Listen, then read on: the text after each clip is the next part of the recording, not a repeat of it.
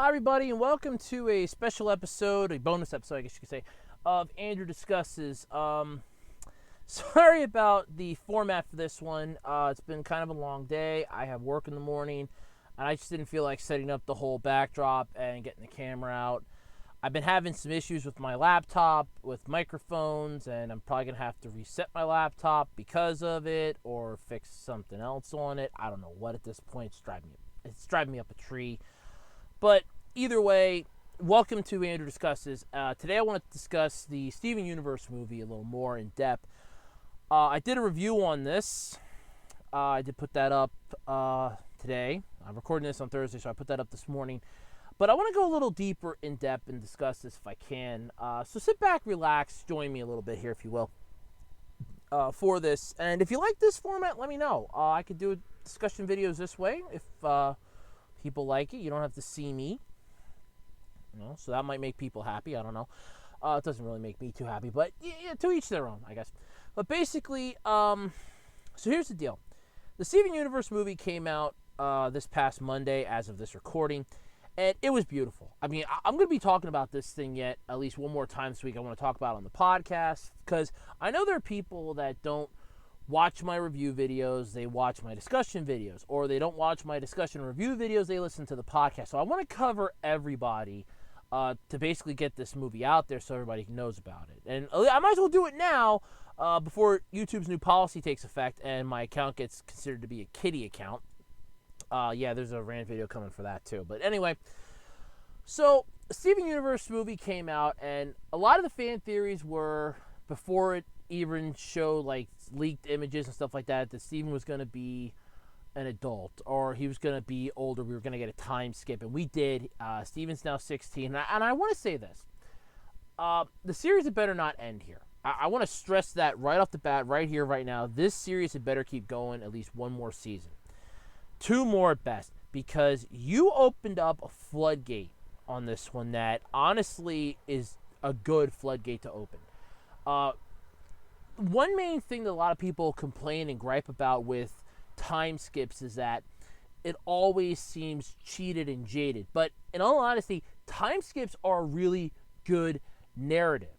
It's a wonderful way to express newer ideas and styles that you couldn't show or were going to take too long to draw out in the mainstream if you wouldn't have done that. A good prime example would be One Piece, the 2-year time skip with Luffy and them training in the New World to take on the New World because they weren't strong enough. That was actually a good move. Then you had, I want to throw in another one here. Naruto had a time skip between the original ending and Shippuden beginning, which, yeah, don't even ask. Then there was Dragon Ball Z's time skip with, after Cell Games, we jumped to Teenage Gohan, who's now basically like 18, I want to say, or, well, technically, if he was 13 in the Cell Games, 7 years, he'd be 20. So, yeah, you know what, screw it. I'm just throwing it out there. But anyway, we went to an older Gohan, different characters. It introduced newer characters like Goten, who was Goku's second son, and stuff like that. So that does open up, like I said, the floodgates for a massive improvements. Like, this is a whole new step we can take this. And with Steven Universe, it was a really good idea, because this allows Steven to grow off camera, so we get to be introduced to a whole new version of Steven versus the one that we had come to know for the last 5 seasons, 4 or 5 seasons. So this definitely was not a bad concept. For those of you, though, that have ever watched Steven Universe, you're going to know the pain when I say this, that episodes were always few and far between when we had new episodes, except for when we get a whole week of new episodes just dropped in our lap. It's oh yeah, a whole week of Steven Universe. And then we go a month and a half in a drought where there'd be nothing. And for a show that's only 11 minutes long, that definitely takes its toll out on the fans. But diehard and dedicated as we are, we do like the series, I'm not going to lie. And this isn't a show that's even just for kids. This is one that's for adults too, because you look at this and you can just relate to it. It's look, this is part of your life. It's look, like you're seeing everything through Steven's eyes, which are the eyes of a child, and then you're seeing the adults that are basically trying to either crush the childlike innocence or protect it, and you're just seeing this from your eyes. Like, this is really good. I'm not going to deny this, but there is that. So a tremendous amount of credit goes to Cartoon Network for greenlighting this movie and actually going through with it. I love the movie. I'm not going to lie. But everything in it worked out really well. You can check out my review. I will try to link it in the description so you can check it out. But the movie was good. I'm not going to lie. The songs in it are just beautiful. If I had to pick any of them for like a top 10 or top 5 list, definitely Change, the last and final song we got. Not the reprise version of Let Us Adore You, but Steven taking on Spinell for the second time. That Change song, honestly, that was the best song in the whole movie. Close second would be Other Friends, which was Spinell's introduction song. And then we have Independent Together be like my third favorite. And the rest of them just like round out the top. But as far as saddest song, definitely Yanked at My Heartstrings. Both from how it felt and how it appealed was Drift Away. Where Spinell's retelling the story about how she spent 6,000 years on this garden because, once again, Steven's mom, being the prick that she was, just left her there and had no intention of returning. I forgot all about her. It's like, I have a colony now I can go to. Oh, I like everything there. And she just like completely didn't go back and get her. I don't know why. I mean, besides probably the obvious, but she could have just told her, look, we're just going to play a game. You have to defeat these guys. And they could have won. I'm not even going to lie. So Spinell is like really overpowered massively. If anybody watches this, I love, and I said this in the review, but I loved Spinell's design, both her innocent form and her maliced form, I guess you could call them. I don't know what the exact terms are, but either way. I like to call them innocent and malice because she, honestly, her one form, she was innocent. And when she got pissed off and all of her memories came back, she became darker and more malice-like. So innocent and malice basically would be two good fits. But I don't know what the canonic term is for it. But I don't know what they are called. But still. So she went nuts, basically. She had a massive mental breakdown when Steven made his announcement that he's going back to Earth to be with his new friends. She was now freaking the hell out because here's Pink Diamond, her friend, the one that said she would never, that she'd be back, and she just left her sitting on the garden for 6,000 years. In one spot, told her to stand perfectly still, stay there. And it drove her nuts because she wanted attention. She was literally created just to be a playmate. And she was miserable because in her mind, she's thinking, am I doing everything correctly? So as far as a villain goes, definitely Spinell, just outstanding as far as a villain goes in her role on how this stuff went. She was spot on beautiful at this. I'm not even going to lie. She was just great at it. But then you have the whole Diamonds, which is the movie itself, honestly, I give it a 5 out of 5 in a heartbeat. I would recommend it. And I actually thought that the DVD was going to be coming out like the next day. I recorded my original review on Tuesday, and I thought the DVD was coming out that Tuesday, maybe like the week later. No, it's not coming out till November, from what I can tell online. So that kind of pisses me off a bit that I got to wait 2 months. I could care less if there's going to be commentary with audio and explaining the making of the movie. I could give two craps about that. I just want the movie. It's like, well, you could download it, get it digitally right now for $15 on YouTube, but that's great. No, I want physical. I want to be able to hold it in my hands. All I'm saying is that for the price, too, that they were asking for, because first off, it's only a 90-minute movie. Not counting that commentary, which I'm guessing is going to be like 10 minutes, so that makes it 100 even total time on this disc.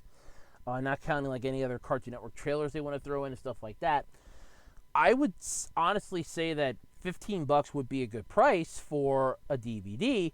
However, their MSRP for this, at least courtesy of the rightstuff.com, is like almost $20 is what the list price is. And that's a little high. Unless we're getting some figurines in this, like we're getting the whole Crystal Gem team in this, it's going to be like some massive bundle set, which if you get that out, I'll probably invest in it. I'm not going to lie, because I do like this show. All of a sudden it'd be like, oh, yeah, great. Perfect. Let's just do that. That's worth the time and effort. But for what it is, $15 is about best. $10 would be better, because you're literally only looking like at an hour and a half TV show. This is a made-for-TV movie that's an hour and a half long, and you're trying to get a major motion picture price for, which I don't think is right. But then again, that could change till November. Who knows? I will try my damnedest to get it. I'm not even going to lie about that. That's on my grab list. It's on my wanted list right now. But getting back into the movie, if I have to find one gripe about it, like I said in my review, was the diamonds. Because they just were so annoying in this. They were needy and whiny and bitchy, and it wasn't funny. They literally start off the movie by retelling the story of the series, for the newcomers, and then immediately go into saying that, well, Steven's going to take his rightful place as on his mother's throne, because he's Pink Diamond, and he is going to take his rightful place on the throne, and we will have 4 diamonds again. And when he says no, White Diamond just starts throwing a fit, and she starts acting like a spoiled 5-year-old. Like, look, I'm saying please and thank you to lower life forms. Yellow has dismantled her armies. Blue is not being upset or making people cry. She hasn't shattered anyone or made people cry. You are going to stay with us till the end of time, you little bastard. And it's like, no, he's not. He already said he's not going to. He wants to go back home. He wants to be with his friends and family back home. And they're pissed about this. Which is what led them to start that Let Us Adore You song, which, honestly, that could get stuck in your head. But then they show up, literally, after everything's said and done. Steven and Spinell have had their fight. Steven's realized, I gotta kiss the earth. I have to, use my healing powers to heal the earth. And then all of a sudden, it's basically 100%, the diamonds just show up out of nowhere because they've been lonely. At best, it's been 2 days since Steven left you. At best, it's been 2 days. Maybe a day. See, you can't tell when the world's coming to an end. Time kind of loses all meaning. So we're looking at least 1 to 2 days since he left. And you can't deal with that. They just couldn't deal with the fact that they don't have Pink Diamond. They know she's still around, but she's now Steven because Steven is her son, who's still cleaning up her messes, by the way, which I'm not going to lie. That's the bulk of the series, basically. Yeah. At least the second half of the first part, I'm still hoping first part because they open the floodgates. But the diamonds show up, and like I said in the review, they take Spinell because it's like, look, take her. She is needy for attention. You 3 cannot handle not having something pink sitting in a throne. Take her. Take her with my blessing. She just tried to destroy the world. We can't beat her on our own. Take her with my blessing. And she does. She leaves with the diamonds. Spoiler, by the way, if you haven't seen the movie. Yeah. But then they leave, and everything just goes back to normal. As much as I hate reset buttons getting hit for stuff like this, it was well thought out and worth it for this one because, honestly, I was getting freaking annoyed at Spinell.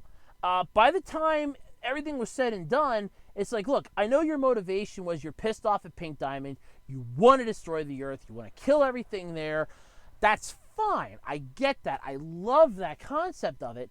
But then you have the whole, all of a sudden, the complete 180 because now you realize that she was never going to leave you. She honestly just forgot.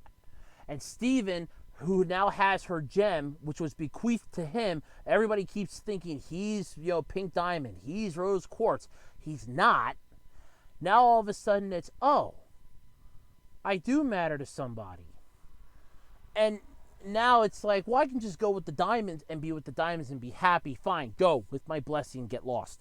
She was a good villain, though, I'm not going to lie. A tragic backstory that really yanks at your heartstrings. the overall aesthetic of her character, the fact that her purified form was sort of like a middle finger to Nickelodeon and Disney. I appreciated that. Cartoon Network more than you know, so that got you some good grace back in my favor. So I complained about Cartoon Network mighty badly the last couple of months. But yeah, you won some favor with me there with that. But then we get like with the movie, it's a musical. So I'm fine with musicals, and this is actually not a bad one. There are some songs that kind of feel a little weird and everything else in it, but overall, it's not a bad movie for what it is. It's basically just a retelling of Steven Universe, but in a way that is much more compelling. You have the hanging sword over their heads of, oh, the world's coming to an end. I have to save Garnet, Pearl, and Amethyst, have to recover their memories so they can come back to their true selves, so that we can try to stop this. And honestly, it's not bad because they're reliving everything that brought them to where they are. Now, like I said, Cartoon Network had better not drop the ball on this, and had better just give Rebecca Sugar just complete carte blanche with this. Just go, look, here's the deal. The movie went nuts. Sales of our products are just going through the roof. You have a green light. Go to town. You need an expense account? We'll give you an expense account. Just don't go crazy with it. But go to town. Make us a decent show here. The fans want another season. We want a green light. We're going to green light it or something. Go for it. You'll not be disappointed. But the problem is they're liable to come down the road and go, no, we don't feel like this is a good idea. No, we don't like this idea. No, we don't think it's that great of an idea. And then you just have that massive issue that is going to just flood it out over time, where fans are going to get pissed off because now there's no new episodes. Fans are going to get upset because, oh, great, so the movie was the swan song. So much has been done for this. I mean, you still have a couple gems Steven hasn't fused with. He's fused with Amethyst and formed Smoky Quartz. Now that he's older, he might be able to fuse with like Pearl and Garnet and create something entirely new. He's fused with his father in the movie to make a character that, honestly, he could make a comeback in this, in all honesty, and kind of just be like this peaceful type of person that could help out at some point down the road. That was not a bad looking character either. You got Stevonnie, which I'm still a little upset that couldn't be brought into the movie. Could have actually worked out a little bit.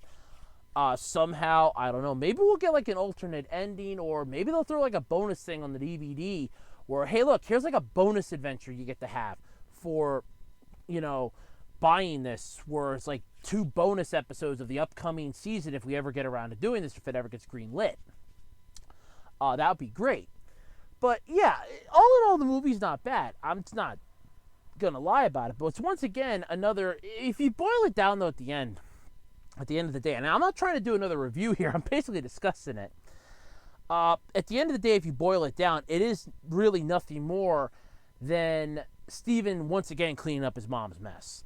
Because his mom was Rose Quartz, aka Pink Diamond, and what she wanted was a colony of her own. She gets one, and then realizes, oh, this place is beautiful, I don't want to see it destroyed, and then starts a war with the diamonds to keep it, which then she has to basically have Pearl shatter a fake her in order to get peacefulness to come so that she becomes Rose Quartz.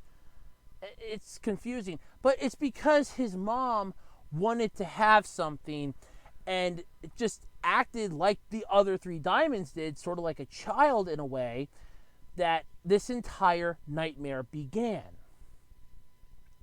She basically created a nightmare for Steven until he could learn how to just bring balance to the universe. He's literally, if you want to make a good comparison for what Steven Universe is and what this movie definitely drives it home to be, he is literally the chosen one.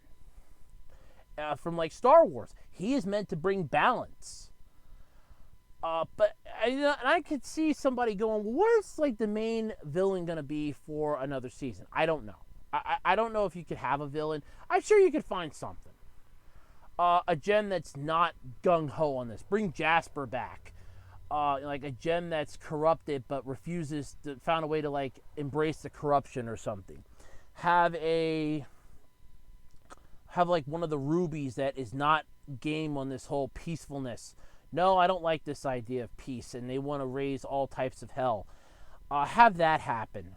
It's something, I'm sure you can figure something out. It's not that big of a deal. Or just have some mismatched adventures for a while with an underlying story that we occasionally get. Maybe like more gems want to join, the crystal gems. Maybe some want to set up a new colony, have like some epic adventures or something. Some that are far out on the other side of the galaxy that didn't get the message and think the diamonds have gone soft and just want to take them over and reestablish the colonies. Something could be done, like an entire armada or something. You can figure a whole bunch of stuff out. But yeah, I get the general gist of the movie. I'm not going to lie. It's a good movie.